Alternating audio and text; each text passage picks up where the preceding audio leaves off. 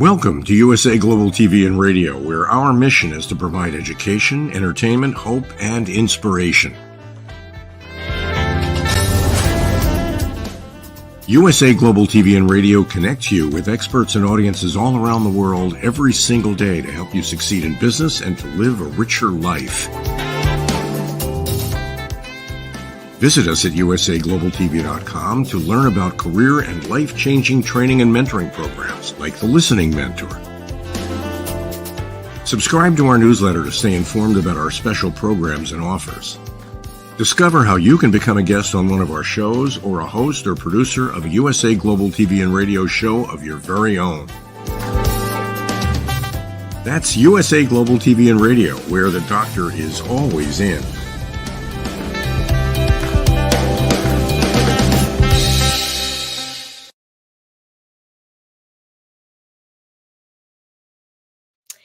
Good morning, good afternoon, good evening, and welcome home to USA Global TV and Radio. We provide world-class education, entertainment, hope, and inspiration. And we're thrilled to have you, whether you're watching us on YouTube, LinkedIn, Facebook, Instagram, Roku Worldwide, or Amazon Fire. Welcome, welcome. Our show today is Coexistence and Sustainability. And we're going to be talking all about octopus intelligence. They are really masters of adaptation. And some of you may see octopus on a regular basis. Maybe you're a scuba diver or a snorkeler, or you live somewhere where there are octopus. Maybe some of you are enjoying octopus as a delicacy and you're eating that. Maybe some of you have no idea what an octopus is, but we're going to learn a little bit more today. We have with us the star of our show. Her name is Pet Psychic AMINAH, and she's going to be taking this journey with me as we talk all about octopus. First of all, what is an octopus and what does octi mean? An octagon means 8 sides. So an octopus has 8 legs, and we're going to be exploring that further. Now the star of our show is with us, Pet Psychic AMINAH. Come on out. Hello. Hi, everybody. I don't know if you can hear what's going on. Yes. I got a double edge of our conversation and your. There must be an extra tab open or something. Yeah, and I'm closing things as fast as I can while you were talking. All right, I'll let you do that, and I'll bring you right back. I'll bring you right back.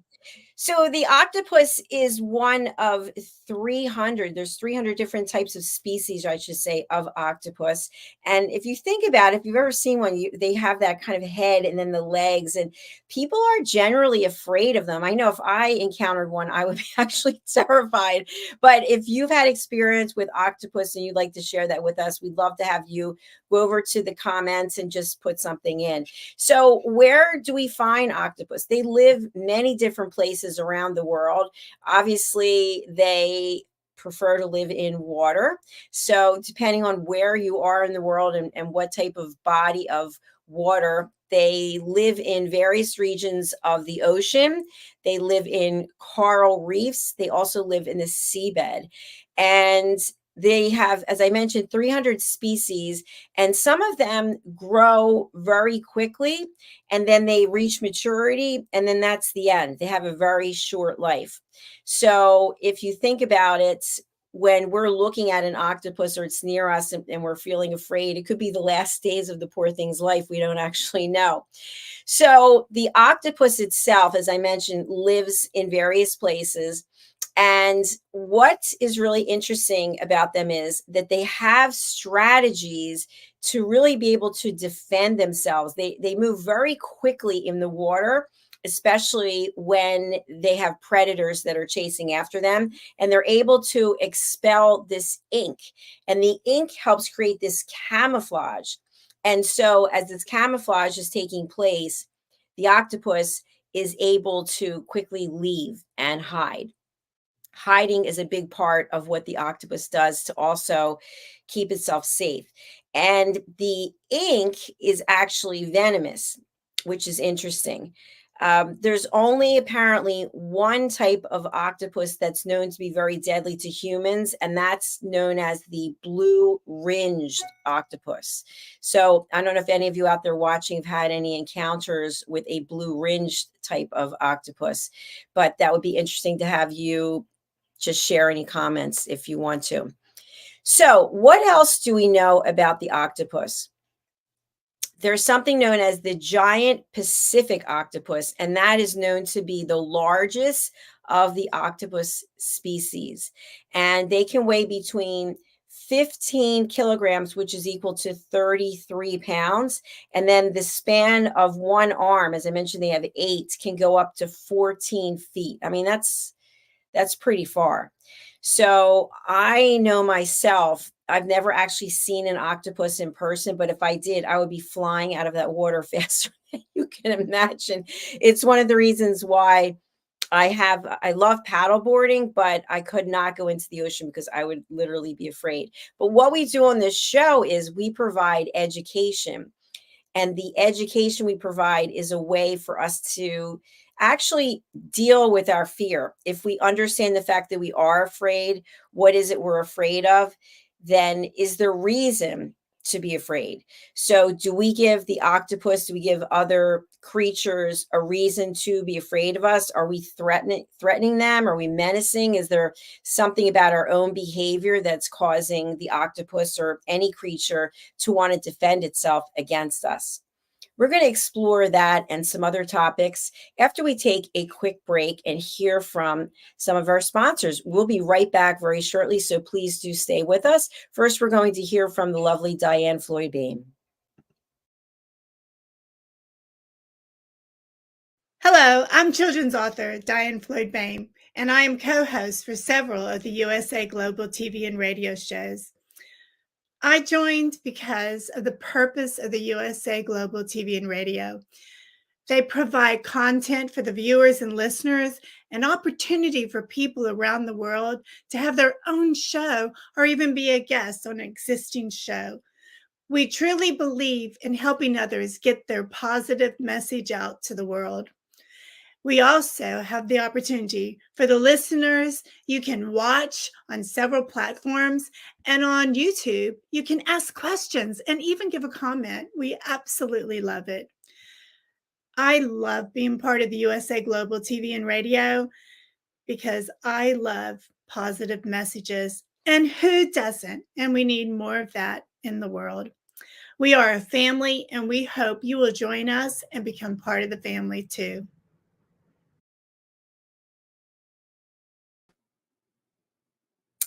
Hello and welcome back to our show. We have Pet Psychic AMINAH with us. So nice to have you back in the house with us. I was giving a brief overview about octopus and basically saying that many times people are afraid of them.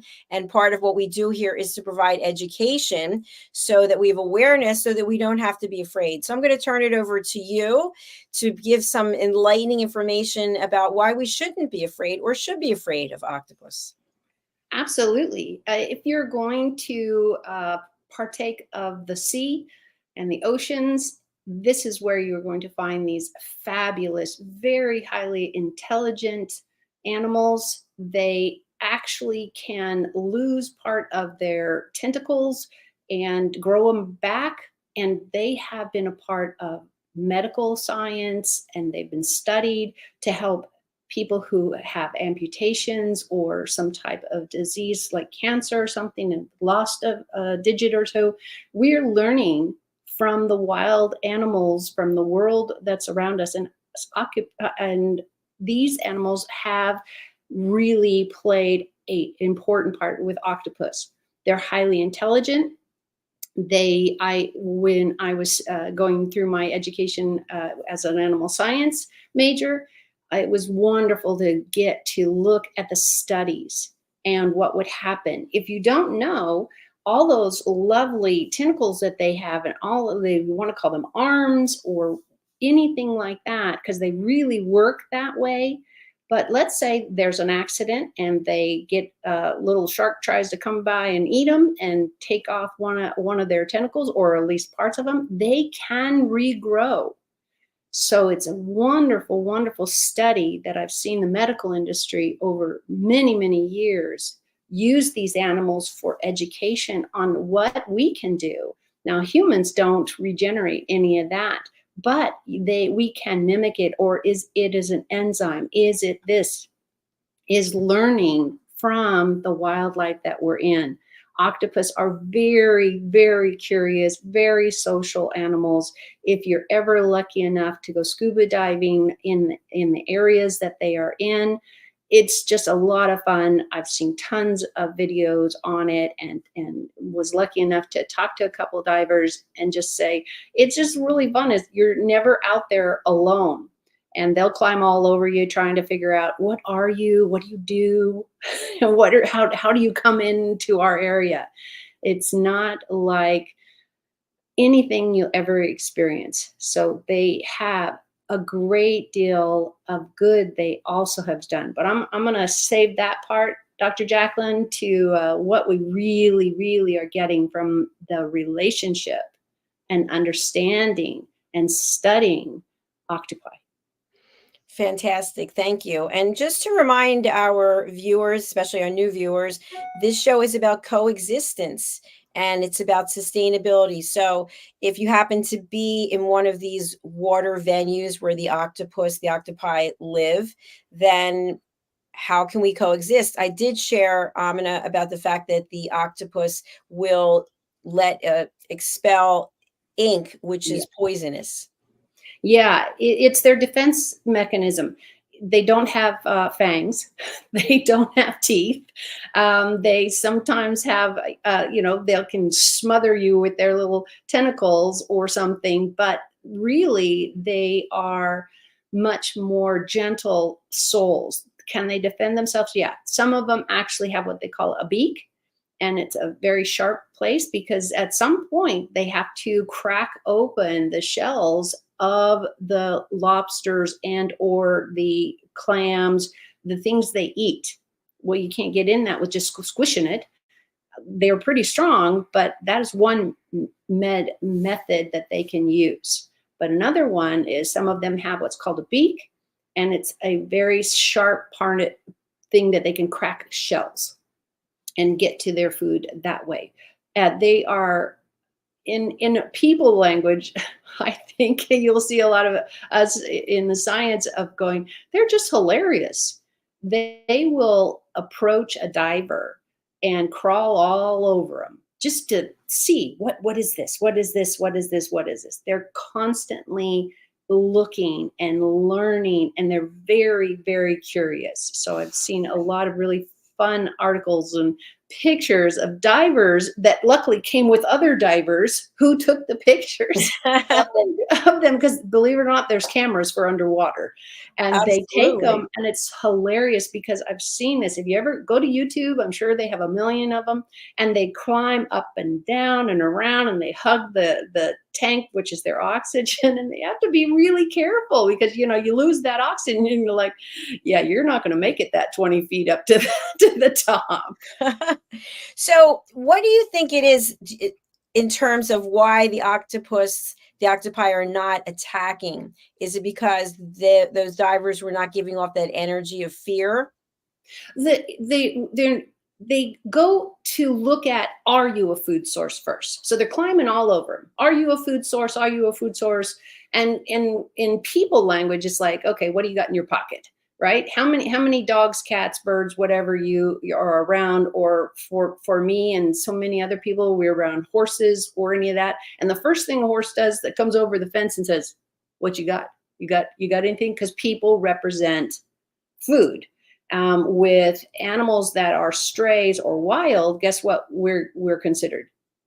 We're the garbage people because we leave so much trash. Even if it's blown into their area, they look at us and go, oh yeah, food, kinda, but possibly the trash is coming.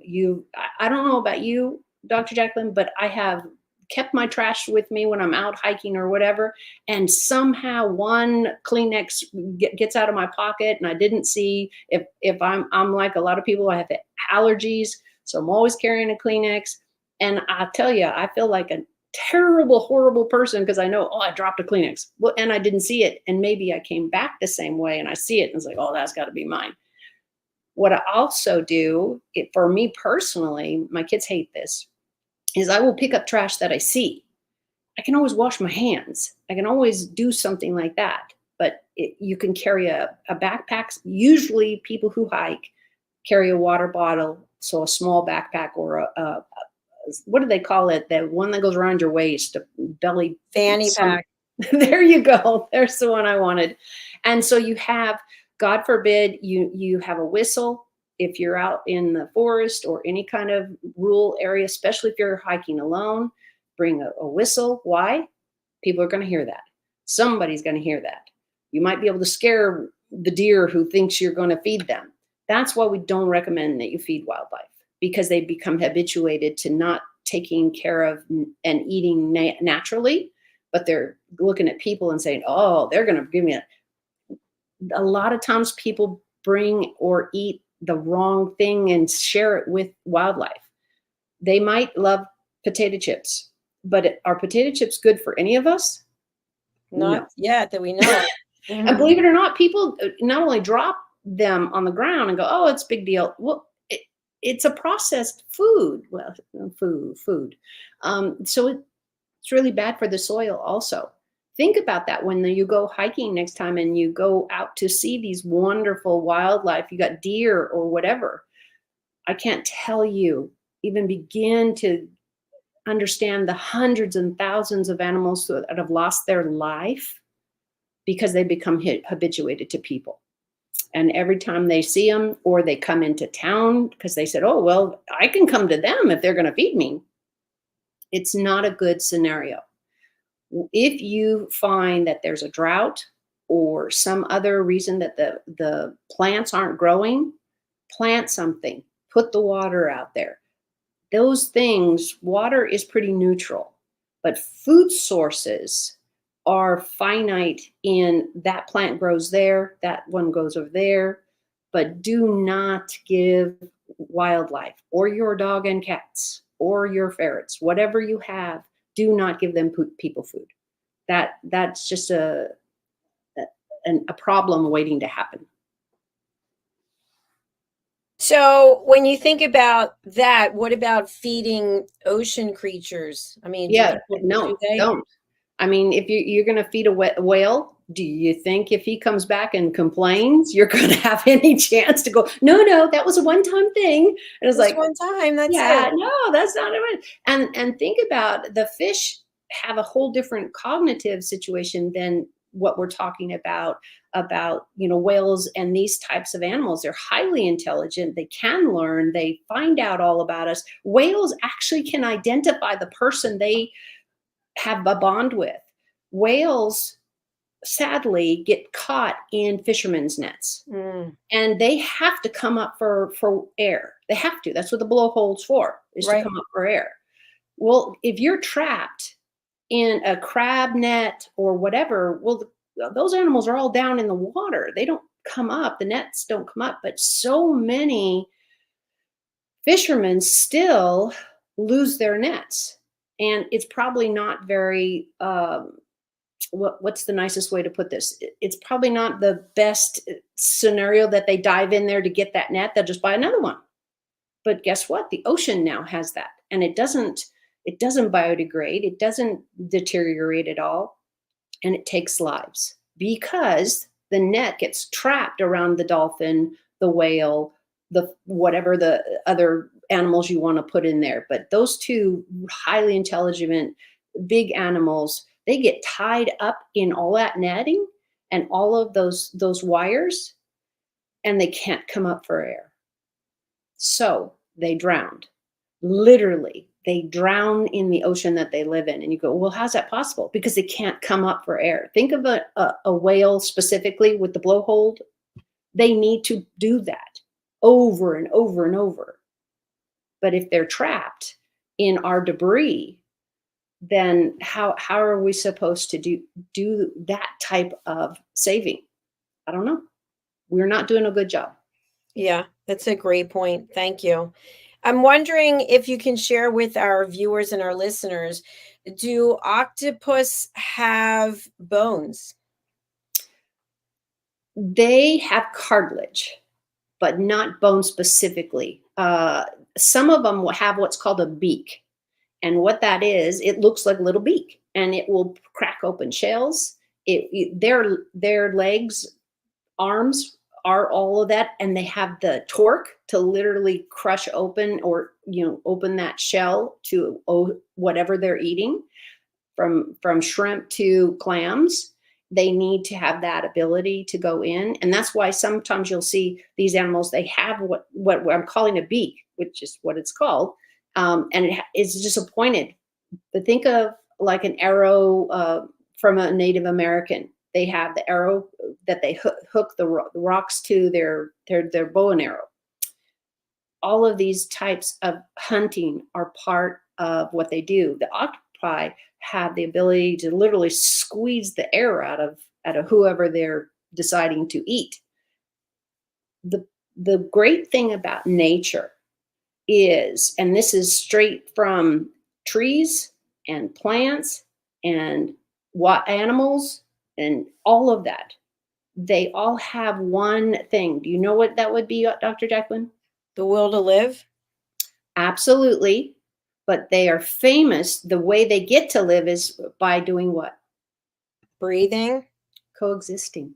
Ah, okay. It is pivotal to everybody getting to the finish line, whatever that is for everybody. You get to go to heaven. You get to never have to shop again. You never have to have a broken toe. Whatever that is on their lifespan is that everybody eats a little bit. Everybody catches the weak one. So have you ever seen a tiger, a lion, the big cats, which I'm very fortunate to have worked with, not only in captivity, but study them in college, is you'll see these giant animals and they will go after the slowest one, the one limping, because it's easier, and they put out less energy. So they have more for whatever's next. They've got young to take care of. They've got to watch their own back and make sure nobody bigger than them. Because I don't care how big a lion is. An elephant might be able to stomp on him if he's good enough and they're big enough, and they don't go for the baby. So they have to always, all animals have to think, is this necessary? Is this something I'm in danger of being killed myself? Is this food something I can catch and not die? So all of these choices are put into place because they want to see another day. They want to procreate and leave their species behind. That's how it goes. You don't see brothers and sisters usually having children together because you have all kinds of problems, not only in people, but you also have it with animals, that you have a third leg or you have a blindness or something because the body is saying, okay, the DNA is too close. So even in a nest of birds, you're not going to see two birds usually mate and have another. They're going to go find somebody else because it's healthier DNA. And they just know this. They all know this. So we have tons of science on DNA needing to be diverse. And that's how everybody gets to the finish line. It's very interesting. Also, I was reading that the octopus has a very strong muscular tongue and then rows of tiny little teeth. Yeah. And one of them actually has something called a beak. And what it is, it's like, think of what is the Native Americans have the little stones. I'm forgetting the word.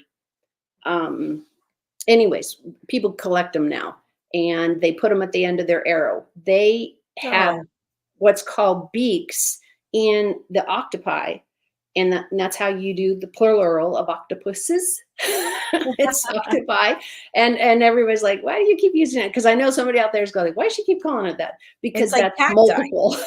That's the multiple of it. Yes. It would be like persons and people and, No, it's like cactus and cacti. Exactly. So I'm trying to just gently get all of that in there, and then you too can sound like you are just so educated. And it doesn't matter if you only remember for the 15 minutes of that conversation, but they have what's called a beak.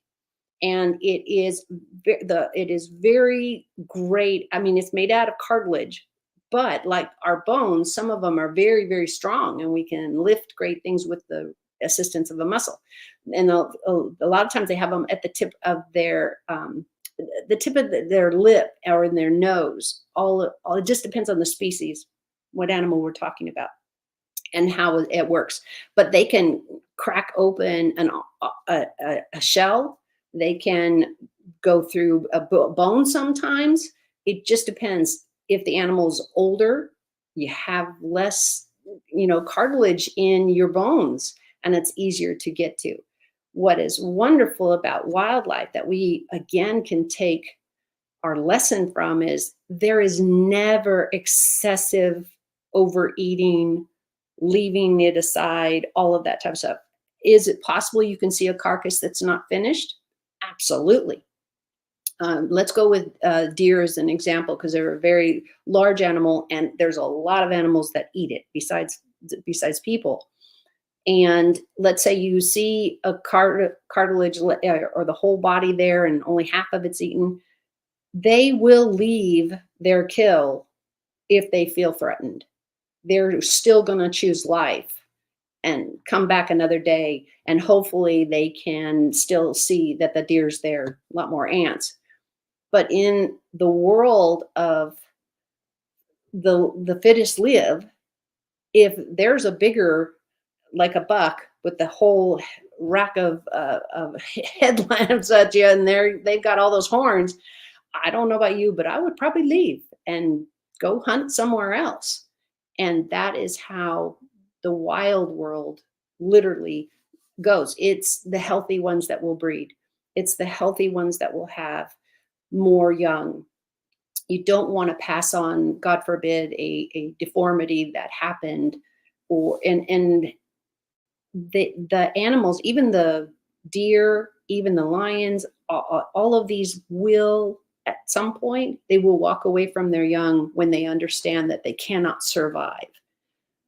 It is the fittest live, and that's the way nature has been put together. What are your thoughts about whether or not an octopus, if somehow it was in the salt water, got into fresh water, can they live in both? They can go back and forth, but they will, whatever their DNA and whatever their ability is to survive, they will transfer. Many times you get one that's in salt water, but then it's got flooded over rains and they got stuck in a puddle or something like that. Each animal will have the ability to be in that environment the same as we are able to get down under the water, hold our breath, not have an air tank with us, but some of us can hold our breath longer. And this animal kingdom and the animal world does the same. They can tolerate so much of going without food or going without water or being hunted themselves. The key for all living things, plant, animal, human, all of them. Do you know what it is, Dr. JACALYN? Can I have multiple choice? Sure. There isn't one, but there's only one answer. Okay. One thing that we all of us must have to survive. Water. Thank you. And this is why I want to really take this second and say, that is why what humanity is doing, even more so today than it was doing in the 60s and 70s when supposedly we didn't know better, is every time you throw your trash on the ground, every time you leave a Coke can, I've seen this, somebody, and we all make mistakes. That's not my point.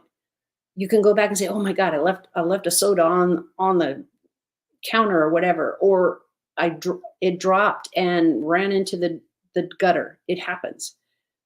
But if you cognitively know, and you now are educated that water is the most important thing for the whole planet and everything on it.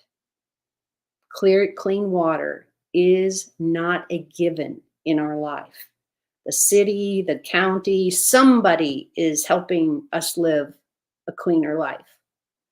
But for example, if you decide to paint your house or something, I've actually seen, and Dr. JACALYN, I don't know if you've ever seen this, but I've actually seen people take the brushes and rinse them in the gutter. Oh. And that goes into the sewer, which goes into the septic system that the city or the county manages. And it just ruins everything because it is a toxic liquid. Yes. Wow. There's so many things that we can learn from this show. And coexistence obviously is huge. We just had another show about sustainability in fashion. Oh, wonderful. Which is also interesting. So for people who are joining us, they haven't been on the show before, and I didn't get a chance to ask you this at the beginning, but what is your passion as a pet psychic, right? You're doing one thing as a pet psychic. Why is it that you are interested in coexistence and sustainability? And why should anyone out there think that it's important to them as well? The short answer is, do you like eating? Do you like having trees like the ones in our background? And this is a picture of a real tree and building. If you hope to have choices, go out to eat or have food come to your home, we've got all of these wonderful services. It cannot be sustained if we continue to poison the earth. And whatever that means. Chemicals, we're spraying weeds because we don't want to have to deal with pulling them up constantly. Or we have something as simple as, let's say, nail polish or the acetone that you take your nail polish off with, and you decide to pour that down the drain. That's probably not the best way to dispose of something. And what I love is we're all becoming more aware. If you drop your trash, go back and get it. It costs you nothing, but it costs the earth maybe everything. Because just think, if you're one person in a billion and you all think the same way and say, oh, it's just gum wrapper. What's the big deal? I'm not going to run down the street. It's blowing in the wind. I'm not going to pick it up. Well, that's what compounds on this, and then the next one, and the next one. And somebody, I don't know if you remember this, Dr. JACALYN, we're probably too old, but I remember seeing gum under chairs, on things, even going to places like Disneyland or Knott's Berry Farm and all these people. And I'm thinking, what are you doing? Just, there's a trash can like every 7 feet or less on these places. And let's say you don't have a trash can. That's what the pockets are for. Just wrap it up in something.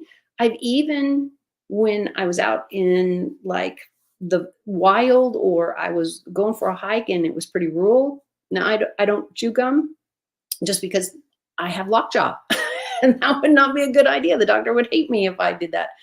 So, but when I was younger, I did. And I didn't swallow it. I was told that it didn't biodegrade in my tummy, so I didn't swallow it. But I would wrap a leaf around it. Then it wouldn't stick to my pocket. Now the caveat is, when you're young, you got to remember to tell your mom that there's gum in your pocket before she does the laundry. So just realities here is, if you know that this piece is not come from the earth, it's not a salad, it's not a vegetable, it's not a bug that passed away and the body's being used by all the ants helping to biodegrade it, then please pick it up. I know when I go for a hike, I pick up a lot of loose trash if I see it, and I'll just stick it in my pocket. And because I don't usually carry a bag, and guess what? all I do is come home, empty my pocket, and wash my clothes. There you have it. That's a great tip. And as we're talking about octopus, there's a lot of trash that ends up in the ocean as well that impacts the creatures, and people don't really think about it because we see something on the surface and we can't see below to realize Right. there's an entire community living down there. Well, and just what you're saying, I really appreciate, because what people are not seeing is the horrible death of being wrapped up in plastic. This is one of the main things in the oceans, that all our plastic cups, spoons, plates, whatever, we have so much debris in the ocean. And if you think of these absolutely wonderful animals, whatever they are, we've even seen it in whales, big ones. And they can't come up for air because they're stuck in a net. It's around their fins. They can't get anywhere. Their family, especially in the pod ones where you've got dolphins and whales that have family, and you can hear them crying and they're screaming. And so many times, unless somebody who scuba dives comes by on a boat and finds out that the whale cannot come up and take a breath at all. And the tragedy is we've literally found their carcasses drowned at the bottom of the ocean. And some people might say, oh, well, they're food for somebody else. But wait a minute.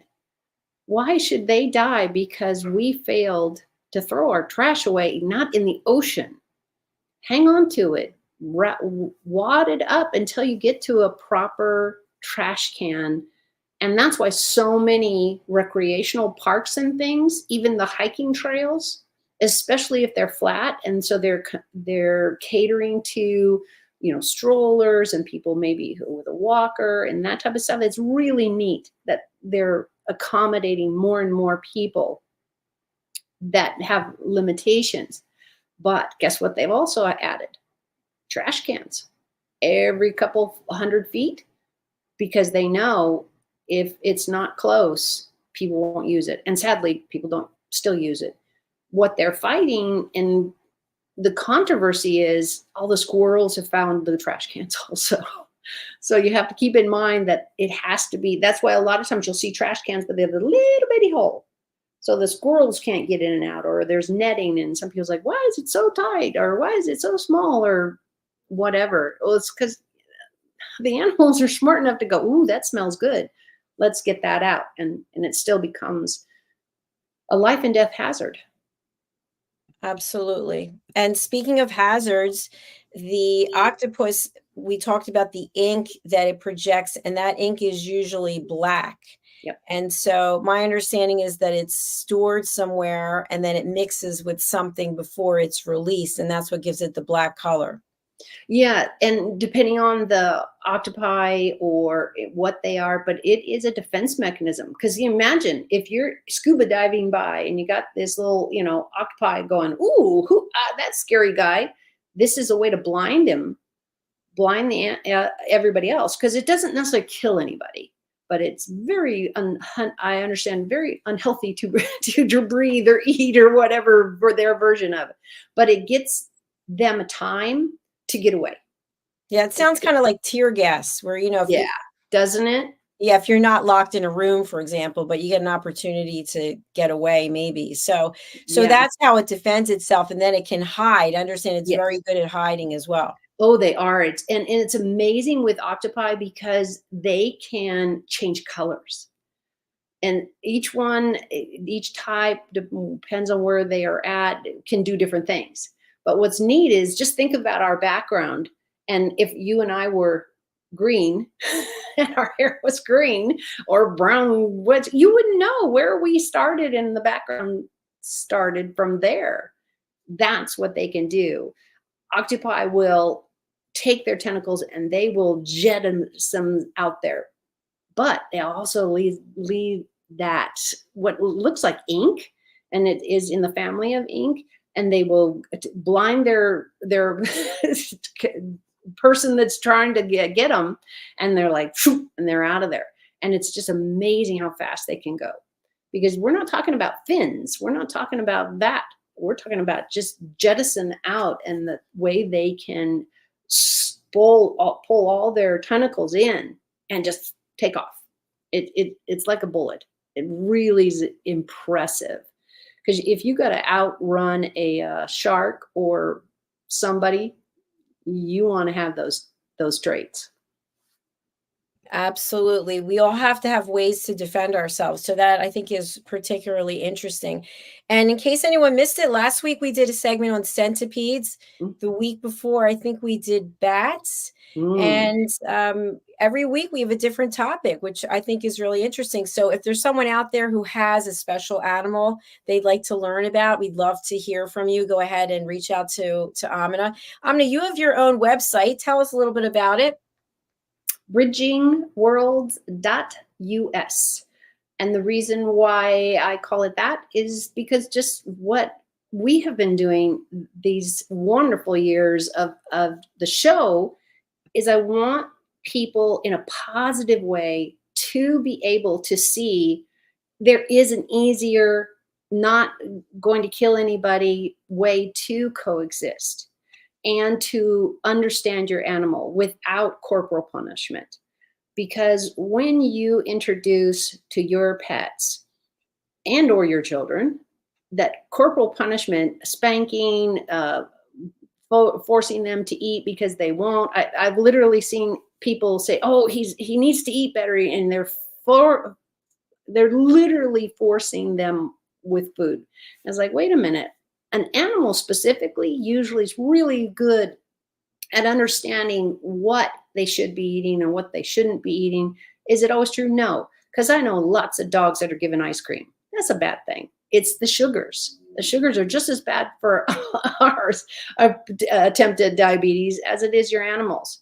If you don't know, check with your vet, because we really need to all have that as a vet. Gives you that education. Do we need vaccines? Do we need to spay and neuter?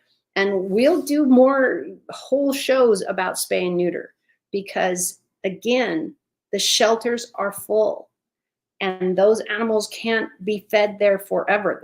That was never the plan of shelters, which means so many animals lose their lives, or they're running around, and God forbid, I've seen it up close and personal where one of our neighbors hit somebody's dog that was loose. And again, the dog got out of a gated fence. Is it perfect? No.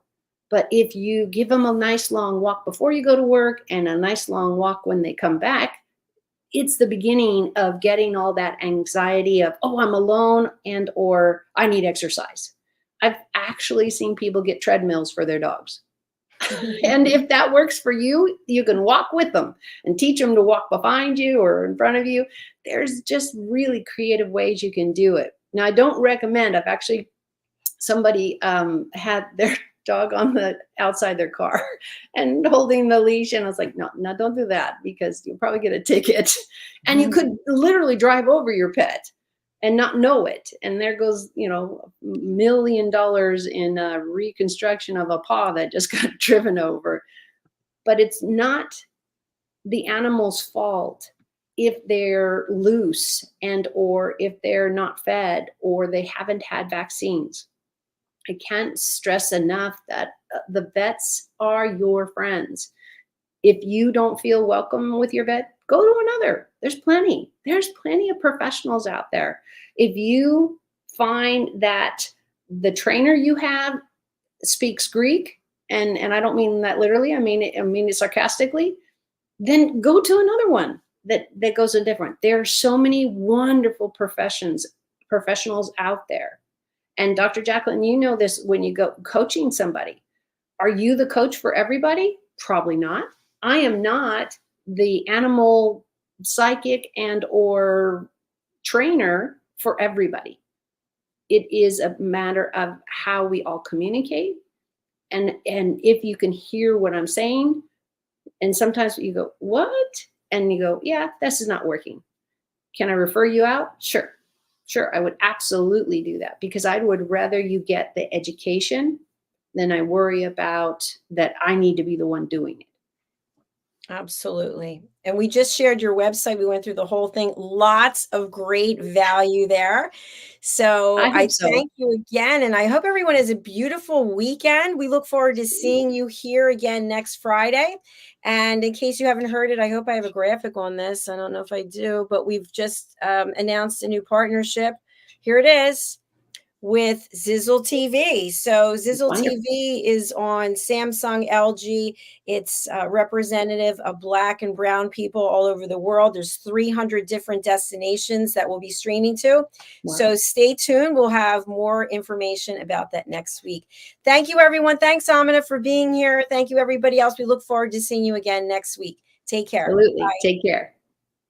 USA Global TV and Radio proudly presents our partner and sponsor, Mr. Philip Sykes and the British School of Excellence.